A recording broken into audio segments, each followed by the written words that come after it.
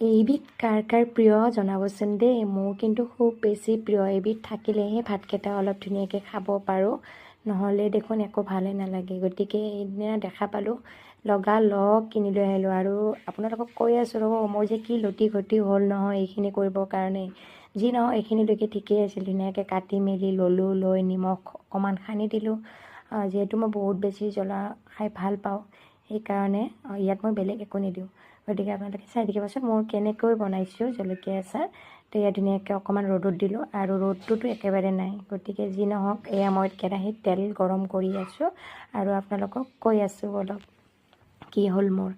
এয়া দেখিছেনে, মোক আপোনালোকে ভাবিব বোলো কেৰাহীত কিয়, কাৰণটো কৈ আছোঁ বলক। এইটো মই নিজৰ বুদ্ধিতে কৰিছোঁ দেই। কেৰাহীখন মই গেছত দি ধুনীয়াকৈ শুকাই ল'বৰ কাৰণে অকণমান জলকীয়াখিনি ইয়াতে সেকি আছিলোঁ।